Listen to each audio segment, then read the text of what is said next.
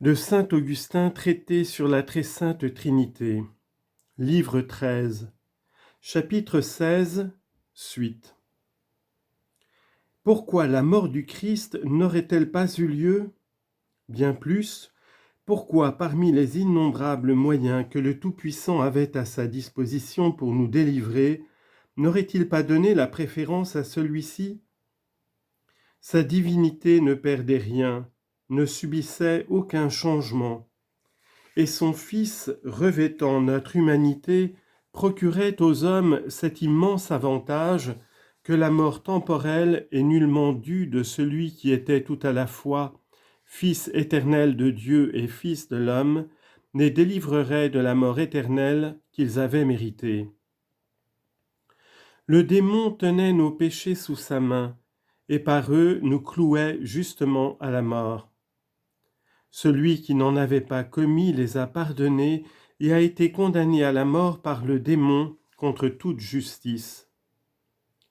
Or son sang a été d'un tel prix que celui même qui avait fait souffrir au Christ une mort temporelle et imméritée n'a pu retenir dans la mort éternelle aucun de ceux qui l'avaient encouru dès qu'ils ont été revêtus du Christ. Ainsi Dieu témoigne son amour pour nous, en ce que, dans le temps où nous étions encore pécheurs, le Christ est mort pour nous. Maintenant donc, justifiés par son sang, nous serons à plus forte raison délivrés par lui de la colère. Justifiés par son sang, dit l'apôtre, évidemment en ce que nous sommes délivrés de tous les péchés, mais délivrés de tous les péchés parce que le Fils de Dieu, qui n'avait pas de péché, a été mis à mort pour nous. Nous serons donc délivrés par lui de la colère. Car la colère n'est pas chez Dieu comme chez l'homme un trouble de l'âme. C'est la colère de celui à qui l'Écriture sainte dit ailleurs « Pour vous, Seigneur des vertus, vous jugez avec calme ». Sagesse, chapitre 12, verset 18. Eh bien, si c'est là le nom de la juste vengeance de Dieu, qu'est-ce que la vraie réconciliation avec lui, sinon la fin de ce courroux ? Nous étions ennemis de Dieu, exactement dans le même sens que les péchés sont ennemis de la justice. Ces péchés, une fois remis, toutes ces inimitiés disparaissent et Dieu se réconcilie avec le juste qu'il justifie lui-même. Mais ses ennemis, il les aimait déjà, puisqu'il n'a point épargné même son propre Fils, mais qu'il l'a livré pour nous tous, dans le temps où nous étions encore pécheurs. L'apôtre a donc raison d'ajouter ensuite, si lorsque nous étions ennemis de Dieu, nous avons été réconciliés avec lui par la mort de son Fils, mort qui a procuré la rémission des péchés, à bien plus forte raison, réconciliés, serons-nous sauvés par sa vie. Sauvés par sa vie, après avoir été réconciliés par sa mort. Qui peut en effet douter qu'il donnera sa vie à ses amis, lui qui leur a donné sa mort quand ils étaient ses ennemis ? Non seulement cela, continue l'apôtre, mais nous nous glorifions en Dieu par notre Seigneur Jésus-Christ, par qui maintenant nous avons obtenu la réconciliation. Non seulement, dit-il, nous serons sauvés, mais nous nous glorifions, non pas en nous, mais en Dieu, ni par nous, mais par notre Seigneur Jésus-Christ, par qui maintenant nous avons obtenu la réconciliation, dans le sens que nous avons expliqué plus haut. Après quoi l'apôtre ajoute « C'est pourquoi, comme le péché est entré dans le monde par un seul homme, et la mort par le péché, ainsi la mort a passé dans tous les hommes, par celui en qui tous ont péché. » Romains chapitre 5, versets 8 à 12. Et la suite du texte où l'apôtre parle plus au long des deux hommes, l'un le premier Adam, celui qui a transmis à sa postérité deux maux héréditaires, le péché et la mort, l'autre le second Adam qui n'est pas homme seulement mais aussi Dieu, qui en payant pour nous ce qu'il ne devait pas, nous a affranchis des dettes de notre Père et des nôtres. Et comme le démon nous tenait tous sous son esclavage, à cause du premier Adam qui nous avait engendrés par sa concupiscence viciée et charnelle, il est juste qu'il nous laisse tous libres à cause du second Adam qui nous a régénérés par sa grâce spirituelle et immaculée. Chapitre 17. Autres avantages de l'incarnation. Il y a bien d'autres points de vue dignes d'attention et de réflexion dans l'incarnation du Christ qui déplaît tant aux orgueilleux. Par exemple, elle fait comprendre à l'homme quelle place il tient parmi les êtres que Dieu a créés, puisque la nature humaine a pu être unie à Dieu si étroitement que deux substances, et par là même trois, Dieu, l'âme et la chair, n'est formé qu'une personne. Ainsi, ces esprits orgueilleux et méchants qui interviennent en apparence pour aider, en réalité pour tromper, n'osent plus se préférer à l'homme par la raison qu'ils n'ont pas de corps. Surtout le Fils de Dieu ayant daigné mourir dans la chair, ils ne peuvent plus se faire adorer comme Dieu par la raison qu'ils sont immortels. En outre, la grâce de Dieu, accordée sans aucun mérite antérieur, éclate visiblement dans le Christ fait homme, car le Christ lui-même n'avait point mérité antérieurement d'être si étroitement uni au vrai Dieu que le Fils de Dieu ne fit qu'une seule personne avec lui. Mais il n'a commencé à être Dieu que du moment où il a été homme. Ce qui fait dire à l'évangéliste, le Verbe a été fait chair.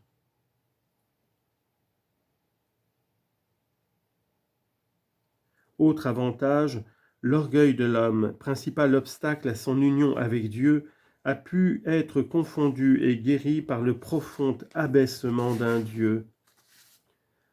Par là encore, l'homme mesure la distance qui le séparait de Dieu et peut apprécier ce que lui vaut le remède de la douleur, puisqu'il ne convient pas que par l'entremise d'un médiateur qui, comme Dieu, vient au secours des hommes et comme homme se rapproche d'eux par l'infirmité. Ensuite, quel plus beau modèle d'obéissance pour nous, qui nous étions perdus par désobéissance, que celui de Dieu le Fils obéissant à Dieu le Père jusqu'à la mort de la croix. Philippiens 2:8. D'ailleurs, où pouvait-on nous montrer une plus belle récompense de l'obéissance que dans la chair d'un si grand médiateur, ressuscité pour la vie éternelle ? Enfin, il était digne de la justice et de la bonté du Créateur que le démon fût vaincu par cette même créature raisonnable qu'il se flattait d'avoir vaincue, et provenant de ce même genre humain que la faute d'un seul avait vicié dans son origine et livré à son pouvoir. Chapitre 18. Pourquoi le Fils de Dieu a pris son humanité dans la race d'Adam et dans le sein d'une vierge. Assurément, Dieu pouvait prendre la nature humaine qui devait servir de médiatrice entre Dieu et l'homme, ailleurs que dans la race d'Adam, de celui qui avait souillé par son péché tout le genre humain. Il avait bien créé Adam lui-même sans lui donner de parents. Il pouvait donc, ou de cette manière ou de toute autre, créer un autre Adam pour vaincre celui qui avait vaincu le premier. Mais il a jugé convenable de tirer de la race vaincue l'homme qui devait servir à vaincre l'ennemi du genre humain. Néanmoins, il a voulu le faire naître d'une vierge que l'esprit et non la chair, la foi et non la passion ont rendu féconde. Luc chapitre 1, versets 26 à 38. Ici, point de cette concupiscence sensuelle, origine commune des esclaves du péché originel. C'est bien au-dessus de ces atteintes, par la foi et non par l'union charnelle, que la sainte virginité a été fécondée. Il fallait que le fruit, qui devait naître de la race du premier homme, tînt de lui son origine et non son crime. En effet, ce qui naissait ici n'était plus une nature viciée par la contagion originelle, mais un remède, l'unique remède à tous les vices de l'humanité.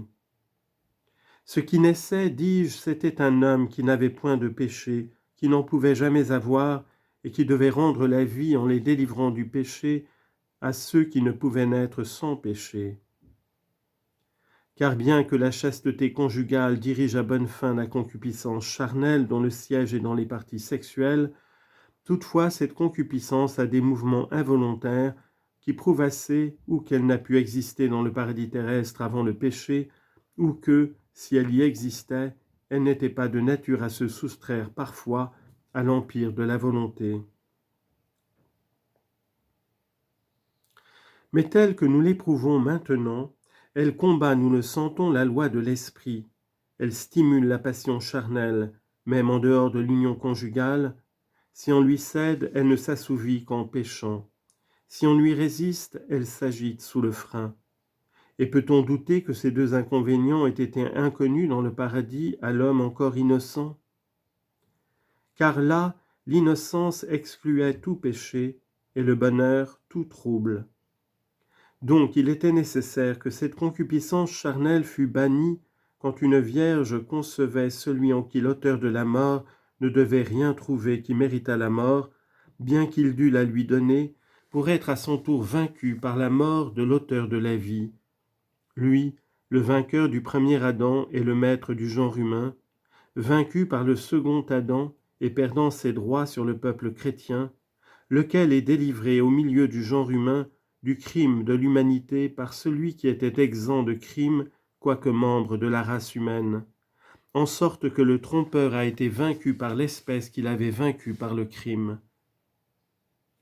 Et tout cela s'est fait pour que l'homme ne s'enfle pas d'orgueil, pour que celui qui se glorifie dans le Seigneur. En effet, le vaincu n'était qu'un homme, et il a été vaincu parce qu'il voulait être Dieu, tandis que le vainqueur était homme et Dieu, et le fils d'une vierge a vaincu, parce que Dieu ne se contentait pas de le gouverner comme les autres saints, mais s'était humblement revêtu de lui.